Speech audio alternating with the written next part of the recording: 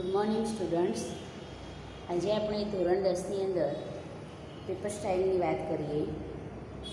તો પેપર સ્ટાઇલમાં તમારે પ્રશ્નો કેવી રીતે પૂછાશે એની વાત કરીએ. તો વિભાગ એ, પ્રશ્નપત્રમાં 4 વિભાગ હશે. વિભાગ એ, વિભાગ બી, વિભાગ સી અને વિભાગ ડી.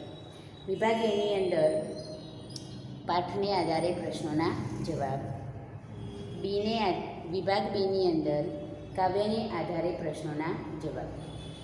વિભાગ સીમાં વ્યાકરણ આધારિત પ્રશ્નો હશે અને વિભાગ ડીની અંદર નિબંધલક્ષી લેખન વિભાગ જેને કહીએ, જેમાં નિબંધ, અહેવાલ, પત્રલેખન જેવા પ્રશ્નો હશે, જેમાં તમારે બધા જ પ્રશ્નો ફરજિયાત છે અને દરેક વિભાગ 20 ગુણનો હશે. દરેક વિભાગ 20 ગુણનો હશે. તો અહીંયા પહેલો વિભાગ એ જોઈએ કે એમાં પ્રશ્ન 1, વિભાગ એની અંદર પ્રશ્ન 1 4 માર્ક્સનો પહેલો પ્રશ્ન છે, જેમાં જોડકા જોડવાના છે. હવે જોડકામાં તમારે લેખક, પાઠનું નામ અને પાઠનું ઉપનામ અને પાઠના પાત્રો, આ પ્રકારે તમારે એની તૈયારી કરવી પડશે કે પાઠમાં આવતા પાત્રો. ક્યારેક જોડકા પાત્રો પાઠનું નામ અને પાત્રોના નામ પણ આપેલા હોય. ક્યારેક જોડકામાં લેખકના નામ અને પાઠનું નામ આપેલું હોય. ક્યારેક એમના ઉપનામ અને પાઠનું નામ આપેલું. તો ક્યારેક પાઠનો સાહિત્ય પ્રકાર અને સાહિત્ય પ્રકાર આપેલો હોય. એટલે તમારે 4 વસ્તુ તૈયાર કરવાની પાઠમાંથી. કે પહેલું કાવ્ય છે તો પહેલાં કાવ્યનું નામ સાથે એના કવિનું નામ, કવિનું ઉપનામ, કાવ્યનું પ્રકાર અને એમાં આવતા પાત્રો પણ તમારે યાદ રાખવાના. તો અહીંયા આપણને આપેલું છે વિભાગ એ. તમને આપ્યું હશે અહીંયા જોડકા જોડો. જોડકા જોડો 4 ગુણ છે, બરાબર. અહીંયા તમને ગદ્ય કૃતિ આપી છે અને સામે તમને સાહિત્ય પ્રકાર આપ્યો છે. સાહિત્ય પ્રકાર. હવે જ્યારે તમે પ્રશ્નપત્રમાં લખો છો ત્યારે તમારે આ પ્રશ્ન લખવાની જરૂર નથી. સીધું તમારે આન્સર કરીને લખવાનું. ભૂલી ગયા પછી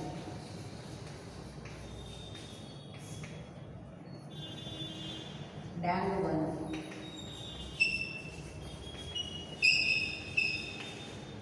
ગતિ બનો અને હોળીની સ્વામી ભક્તિ. હોળીની સ્વામી ભક્તિ. આ રીતે તમને 4 જોડકા આપેલા હશે. હવે કેટલાક વિદ્યાર્થી અહીંયા આપેલા જોડકા જે છે એ જોડકા પ્રમાણે અહીંયા પ્રશ્ન લખે અને પછી નીચે આન્સર કરીને લખે છે. એવું નહીં કરવાનું. ડાયરેક્ટ આપણે અહીંયા પ્રશ્ન લખી દેવાના અને સામે જે જવાબ સાચો હોય એ જ લખવાનો. દાખલા તરીકે ભૂલી ગયા પછી તો એ શું છે? એકાંકી છે. તો આપણે ત્યાં સામે સીધો જવાબ જ લખી દેવાનો, એકાંકી. પછી ડાંગ બનો અને, તો ડાંગ બનો અને લઘુકથા છે. તો આપણે સામે ગતિભંગ. ડાંગ બનો લોકકથા અને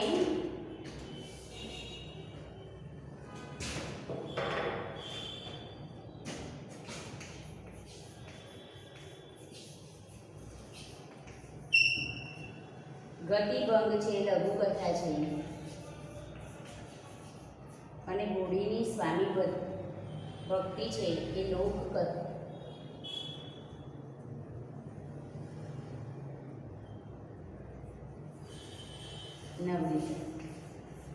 આ રીતે તમારે સીધા એના જે આન્સર છે એ આન્સર જ લખવાના છે. એમાં તમારે ખોટા જવાબ લખવાના નથી. આ પ્રમાણે તમારે પહેલો જે પ્રશ્ન છે 4 માર્ક્સનો, તો 4 માર્ક્સના પ્રશ્નની અંદર એક બાજુ સાહિત્ય પ્રકાર આપેલો હોય તો બીજી બાજુ એના પ્રકાર આપ્યા હોય. એક બાજુ સાહિત્ય પ્રકાર આપેલો હોય, એક બાજુ પાઠનું નામ આપેલું હોય તો બીજી બાજુ તમને શું આપેલું હોય? લેખકના નામ પણ આપેલા હોય તો ક્યારેક ક્યારેક લેખકના નામને બદલે ખાલી પાત્રોના નામ આપેલા હોય તો ક્યારેક ક્યારેક ઉપનામ પણ લેખકના આપેલા હોય.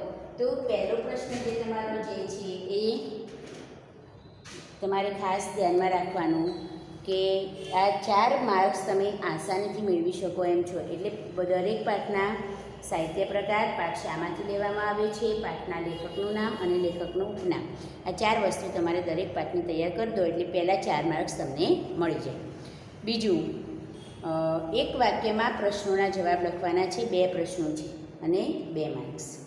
એના પછી 3-4 વાક્યમાં પ્રશ્નોના જવાબ લખવાના છે. 3 પ્રશ્નો અને 6 માર્ક્સ, એટલે એક પ્રશ્નના 2 માર્ક્સ. હવે એમાં પ્રશ્ન પહેલો અને બીજો જે છે એ કમ્પલસરી લખવાનો છે અને ત્રીજા પ્રશ્નની અંદર તમને ત્રીજો ઓપ્શન આપેલો હશે બીજો, તો એ 2 પ્રશ્નોમાંથી કોઈ એક લખવાનું તમારે. પહેલાં 2 તો લખવાના જ છે, પણ ત્રીજા પ્રશ્નમાં આપેલા જે 2 પ્રશ્નો છે એમાંથી તમારે કોઈ એક પ્રશ્ન લખવાનો છે. ક્યારેક ક્યારેક વિદ્યાર્થીઓ શું કરે છે કે પહેલો પ્રશ્ન આવડતો નથી અને આમાં આપણે 3 પ્રશ્નો લખવાના છે, તો 3 નંબર પર આપેલા જે 2 પ્રશ્નો છે ને એ 3 નંબરવાળા એ બંને લખી દે અને પેલા ઉપરનામાંથી જે આવડતું હોય લખી, તો પણ તમને એ રીતે તમે લખશો તો પણ તમને 2 પ્રશ્નોના જ માર્ક્સ મળશે. એટલે કોઈ લખવાનો બંને 3 નંબરના બંને પ્રશ્નો લખવાનો કોઈ મતલબ છે નહીં. એટલે 3 નંબરના બંને પ્રશ્નો ન લખતા 3 નંબરે એક જ પ્રશ્ન લખવાનો ને ઉપરના 2 કમ્પલસરી લખવા. પછી આગળ પ્રશ્ન છે સવિસ્તાર જવાબ લખો, તો 8 માર્ક્સ છે અને 2 પ્રશ્નો આપેલા છે ને એમાં પણ એ જ પ્રમાણે છે કે પહેલો પ્રશ્ન કમ્પલસરી લખવો અને બીજા પ્રશ્નની ઓરમાં બીજો પ્રશ્ન આપેલો છે, એટલે એ 2માંથી તમે કોઈ એક લખી શકો. હવે વિભાગ બીની અંદર પદ્યકૃતિ આપી છે અને કર્તાનું નામ આપ્યું છે. એટલે અહીંયા પદ્યકૃતિ એટલે કાવ્યના નામ આપેલા છે અને સામે કવિના નામ આપેલા છે. એ પ્રમાણે 4 માર્ક્સના જોડકા છે. જેમ આપણે પહેલા પ્રશ્નમાં જોયું એ પ્રમાણે અહીંયા પણ 4 માર્ક્સના જોડકા આપેલા છે. આગળ એક વાક્યમાં ઉત્તર લખો, એમાં 2 પ્રશ્નો આપેલા છે અને 2 માર્ક્સ છે. પછી આગળનો પ્રશ્ન છે 3-4 વાક્યમાં ઉત્તર લખો, એમાં પણ આગળની જેમ જ 3 પ્રશ્નો આપેલા છે અને ત્રીજા પ્રશ્નમાં પાછો અથવાનો પ્રશ્ન આપેલો છે. 6 માર્ક્સ છે અને તમારે કેટલા લખવાના છે? 3 લખવાના, એટલે દરેકના 2 માર્ક્સ. તો અહીંયા તમારે પહેલાં 2 કમ્પલસરી લખવાના, ત્રીજા 2 આપેલા છે એમાંથી કોઈ એક લખો. ત્યાર પછી આગળના પ્રશ્નની અંદર મુદ્દાસર જવાબ લખવાનો છે. એમાં 8 માર્ક્સ છે અને 8 માર્ક્સ એટલે 2 પ્રશ્નો લખવાના, એટલે 4 માર્ક્સનો એક પ્રશ્ન તમારો થાય. એમાં પણ પહેલો પ્રશ્ન કમ્પલસરી લખવાનો અને બીજા પ્રશ્નના અથવામાં બીજો પ્રશ્ન આપેલો છે એટલે તમારે એ 2માંથી કોઈ એક લખવાનો. આ રીતે તમારો વિભાગ એ અને બી બંને પૂરો થશે. વિભાગ એમાં અને બીમાં એવું જરૂરી નથી કે બીની અંદર જ કવિતાઓના જ કવિઓના નામ તૈયાર કરવા, ઉલટીને પણ પૂછે, સાહિત્ય પ્રકાર પણ બીમાં પૂછે. એટલે તમારે ટૂંકમાં બધા જ પાઠના સાહિત્ય પ્રકાર, લેખકનું નામ, ઉપનામ, શામાંથી લેવામાં આવે પાઠ, આટલું તૈયાર કરી દેવાનું. એટલે તમારા કુલ 8 માર્ક્સ તમને આસાનીથી મળી જાય. અને એટલું તૈયાર કરવામાં આપણને કંઈ બહુ અઘરું પણ પડે નહીં. બરાબર. ત્યાર પછી વિભાગ સી. વિભાગ સીની અંદર પહેલો પ્રશ્ન છે જોડણી સુધારો શોધીને લખો. સાચી જોડણી શોધીને લખો, 1 માર્ક્સ છે. એટલે ખોટી જોડણીને સાચી જોડણી તમારે 3 ઓપ્શન આપેલા હોય એમાંથી શોધીને લખવાનો. પ્રશ્ન આ પ્રમાણે છે, સાચી જોડણી શોધીને લખો. સાચી જોડણી શોધીને લખો.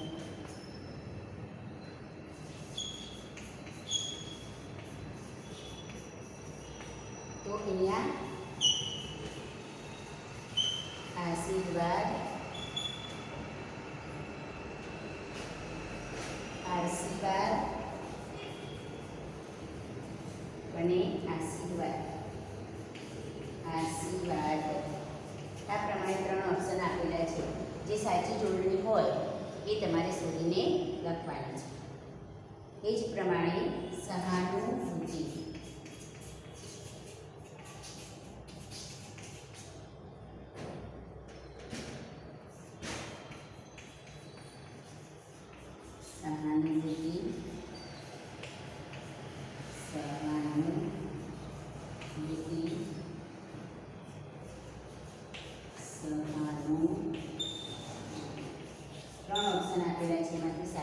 ઓપ્શન તમારી પસંદ. હવે આ બધું લખવાની તમારે જરૂર નથી. તમારે શું લખવાનું છે? ફક્ત જવાબ. સાચી જોડણી લખો એવું સૂચના લખી દેવાની અને પછી નંબર 1 કરીને સીધું લખવાનું આશીર્વાદ. અહીંયા નંબર 2 કરીને લખવાનું સહાનુભૂતિ. બરાબર, ખ્યાલ આવ્યો? એવી રીતે તમારે જવાબ લખવાનો. એ જ પ્રમાણે આગળ આપણને પ્રશ્ન આપ્યો છે સંધિ જોડો. તો સંધિ જોડોમાં તમને સ્રો પ્લસ અન શબ્દની સંધિ જોડો એવો પ્રશ્ન છે, 1 માર્ક્સ છે. ત્યાં તમારે સીધી સંધિ તમને નીચે ઓપ્શન આપ્યા છે શ્રવણ, શ્રાવણ, શ્રોવણ. તો જે જવાબ આવતો હોય એ તમારે ડાયરેક્ટ શું કરવાનું? ત્યાં લખવાનું. તો શ્રવણ, શ્રો પ્લસ અન તો શ્રવણ. તો તમારે નંબર 2 કરીને સીધું શ્રવણ લખવાનું. પછી એટલે બીજો પ્રશ્ન તમારે સંધિનો, પછી સમાસ. પહેલી જોડણી, પછી સંધિ, પછી સમાસ. ત્રીજો પ્રશ્ન. વ્યાકરણમાં કયા કયા પોઈન્ટ્સ આવશે એ તમારે ખાસ યાદ રાખવું પડશે. તે પ્રમાણે તમને તૈયારી કરતા ફાવે. તો અહીંયા તમને સમાસ પણ સમાસ માટેનો શબ્દ, સામાસિક શબ્દ આપેલો હશે અને કૌંસમાં ઓપ્શન આપેલા હશે કે સૂર્ય મંદિર શબ્દનો સમાસ ઓળખાવો, 1 માર્ક્સ. તો દ્વંદ્વ, કર્મધારય કે તત્પુરુષ. દ્વંદ્વ, કર્મધારય કે તત્પુરુષ સમાસ. એ રીતે તમને અહીંયા ઓપ્શન આપેલા છે. જે સમાસ આપતો હોય એ તમારે આ રીતે આન્સર લખવાનો. પહેલાં સમાસ ઓળખાવો, સૂચના લખવાની. પછી અહીંયા લખવાનું સૂર્ય મંદિર, પ્રશ્ન ક્રમ અવશ્ય લખવો અને સામે સમાસનો પ્રકાર તત્પુરુષ સમાસ. તત્પુરુષ સમાસ. આ રીતે તમારે એનો આન્સર લખવાનો. ખ્યાલ આવ્યો? ત્યાર પછી આગળ 4 નંબરમાં જોડકા આપ્યા છે તમને. ગ્રામરમાં 4 નંબરની અંદર જોડકા આપ્યા કે યોગ્ય જોડકા જોડવું. યોગ્ય જોડકા જોડવું.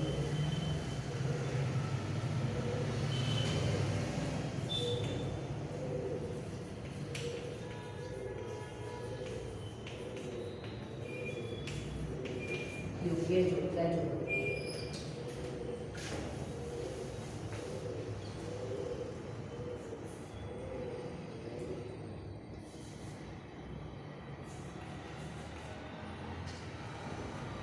અહીંયા તમને અવિભાગની અંદર એમાં પણ 1 માર્ક્સ. બરાબર? અવિભાગમાં કર્તરી રચના અને કર્મણી રચના. સામે તમને બ વિભાગની અંદર મારાથી એ કામ છોડી દેવાય.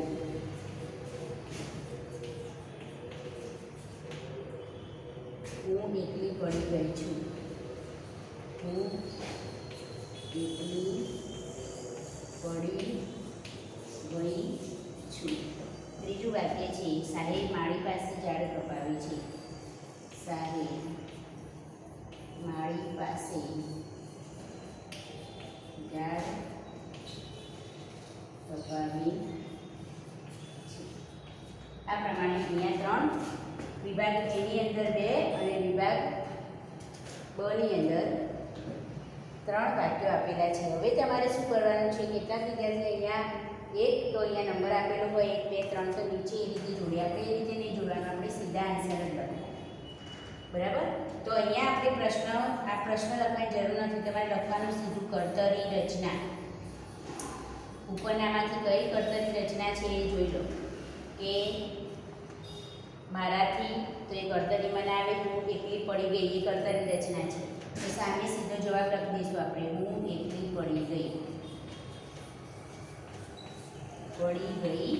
છું. પછી નંબર 2 ની અંદર કર્મણી રચના કઈ છે શોધવાનું છે. તો મારાથી કર્મણી રચના.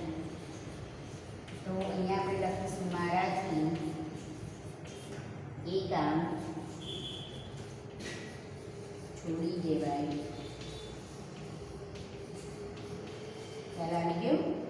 હવે આપણે આટલું લખવાનું છે એની પ્રશ્નપત્રમાં. આપણી જોડે પ્રશ્ન આન્સરમાં પ્રશ્નપત્રમાં આપેલું છે. આપણે ડાયરેક્ટ જવાબ કરીને આ લખવાનો જવાબ 4 કરીને સીધી વાક્ય અને એની સામે જે જવાબ આવતો હોય એ. બરાબર?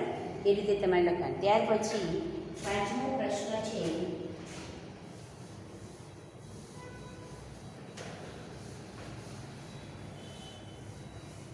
અલંકાર ઓળખાવો.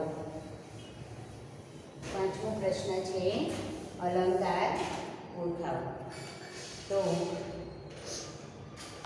એની અંદર ગિલાનો છકડો એટલે ગિલાનો છકડો.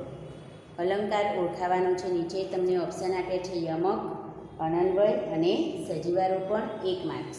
તો આ 3માંથી તમને જે અલંકાર એમ કે જે વાક્ય પ્રમાણે જે અલંકાર લાગુ પડતો હોય એ તમારે જવાબ લખવાનો છે. તો એમાં ગિલાનો છકડો એટલે ગિલાનો છકડો. ઉપમા અને ઉપમેય આપેલું અલગ અલગ આપેલું નથી. બરાબર? કોઈ સરખામણી ઉપમા અને ઉપમેય સાથે સરખામણી કરી છે એટલે કયો અલંકાર બને? અનન્વય અલંકાર બનશે. પેલું યાદ રાખવું પડશે કે કયા અલંકારમાં શું ઓળખ છે, તો જ તમે ઉદાહરણોને ઓળખી શકશો અને અલંકાર તમે ઓળખીને જવાબ લખી શકશો. બરાબર? પછી આગળ નંબર 6, વાર્ષિક શબ્દનો કયો પ્રત્યય રહેલો છે તે જણાવો. વાર્ષિક શબ્દની અંદર કયો પ્રત્યય રહેલો છે? ઓપ્શન નીચે આપેલા છે. પૂર્વ પ્રત્યય, પર પ્રત્યય કે એક પણ પ્રત્યય નથી. તો તમારે વાર્ષિક, તો વર્ષ પ્લસ એક, તો વાર્ષિક. તો વાર્ષિક શબ્દમાં કયો પ્રત્યય રહેલો છે? તો પર પ્રત્યય રહેલો છે. એટલે આન્સરમાં તમારે પર પ્રત્યય લખવું પડે. પછી નીચેના શબ્દોના સમાનાર્થી શબ્દ શોધીને લખો. તો અણસાર શબ્દ આપેલો છે. કૌંસમાં તમને આપેલો છે સંકેત, અસર અને છાપ. તો તમારે એમાંથી સાચો જવાબ શોધીને લખવાનો છે. અણસાર એટલે સંકેત. સામે જવાબમાં તમારે અણસાર તો સંકેત. અણસાર બી લખવાનો એટલે કે પ્રશ્ન બી લખવાનો અને પછી સામે જવાબ લખવાનો. એનો 1 માર્ક્સ છે. 2 પ્રશ્નો છે એમાં સમાનાર્થીમાં. બીજું છે કબૂલ. તો મજૂર, મંજૂર અને કાનબુટ્ટી. તો એમાંથી જે લાગુ પડતું હોય તો મંજૂર. બરાબર? તો સામે તમારે લખી દેવાના સમાનાર્થી શબ્દો 7 નંબરમાં. 7 નંબરમાં સમાનાર્થી શબ્દો. સમાનાર્થી શબ્દો એમાં પહેલા આપ્યું છે અણસાર અને બીજા નંબરે કબૂલ. તો અણસાર તો સંકેત અને કબૂલ તો મંજૂર. બસ આ રીતે તમારે જવાબ લખવાનો. બીજા વધારાના ઓપ્શન લખવાની કોઈ જરૂર નથી.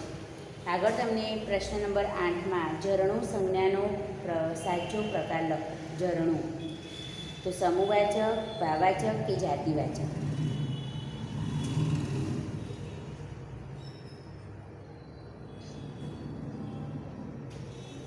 ત્યાર પછી આગળ માગ્યા પ્રમાણે ઉત્તર લખો. 9 નંબરના પ્રશ્નની અંદર રૂઢિપ્રયોગનો અર્થ આપો. 1ના 2 ન થવું, તો પોતાની વાત પર મક્કમ રહેવું. 1 માર્ક્સ. માગ્યું હોય એટલું જ. આમાં વાક્ય પ્રયોગ કરવાની સૂચના નથી તો આપણે કરવાનો નહીં. પછી કહેવતનો અર્થ લખો. તો નહીં ઘરના કે નહીં ગાંઠના. તો 2 બાજુનો લાભ લેવા જતાં બંને બાજુથી જ્યારે નુકસાન થાય ત્યારે આ કહેવત લાગુ પડે.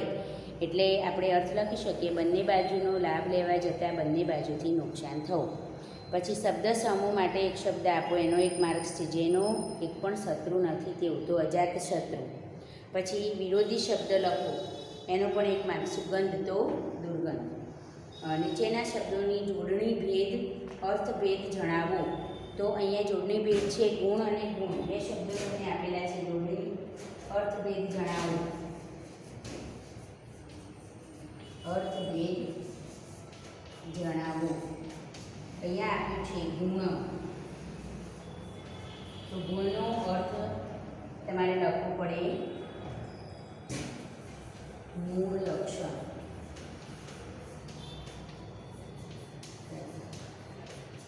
અને બીજો ગુણ દીર્ઘવાળો ગુણ છે એટલે થે.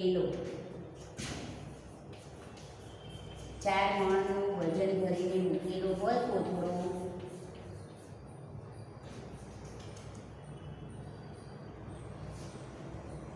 અને એ કોથળાને આપણે શું કહીએ? થેલો. તો ગુણ એટલે થેલો અને ગુણ એટલે મૂળ લક્ષણ.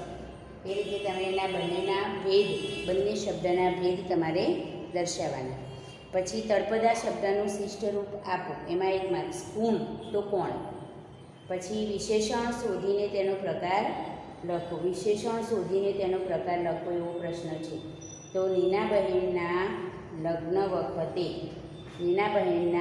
વખતે આર્થિક સંકળામણને કારણે ખેતર વેચી દેવું પડ્યું.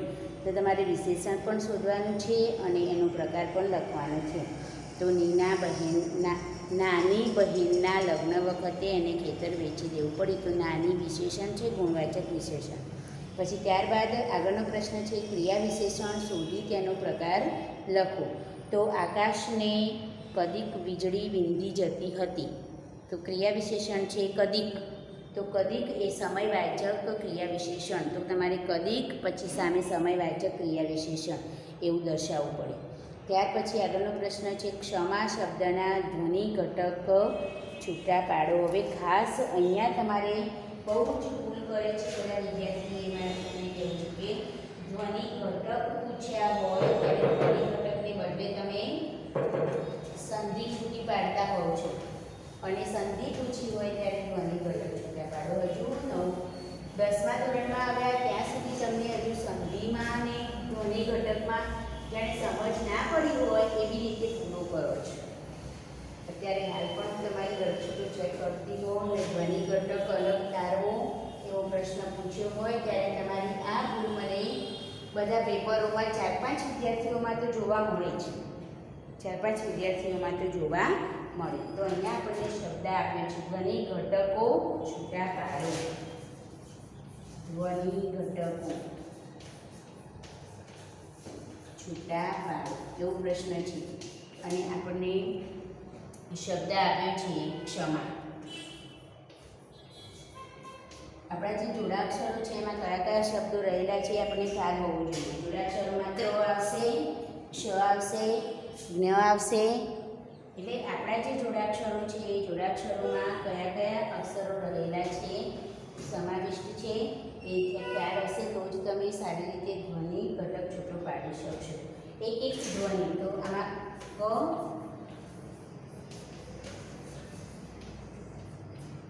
બરાબર, ક્ષ. ક અને પ્લસ આ બંને મળીને ક્ષ બને છે. એટલે ક્ષ. બીજો મા. ખાસ ધ્યાન રાખવાનું છે, જ્યાં આપણે વ્યંજન છૂટું પાડીએ છીએ ત્યાં નીચે હલંત મૂકવું. એટલે ક્ષ અને મા. આ રીતે તમારે એનો ધ્વનિ ઘટક છૂટો પાડવાનો છે. એની સંધિ છૂટી કરવાની નથી, એ ખાસ ધ્યાનમાં રાખવાનું. ત્યાર પછી આગળનો પ્રશ્ન છે, વાક્યની પ્રેરક રચના બનાવો. પ્રેરક રચના 2 રીતે તમે બનાવી શકો કે ક્રિયાપદમાં ખાલી આ પ્રત્યય લગાવીને પણ બનાવી શકો અને નવો પ્રેરક કર્તા ઉમેરીને પણ બનાવી શકો. પ્રેરક કર્તા અને પ્રેરિત કર્તા 2 હોય પ્રેરક વાક્યની અંદર, તો તમે નવો પ્રેરક કર્તા ઉમેરીને પણ વાક્ય બનાવી શકો. અહીંયા આપણને એક ઉદાહરણ જોઈએ. મોટી દીકરીએ ચોખા દળ્યા. મોટી દીકરીએ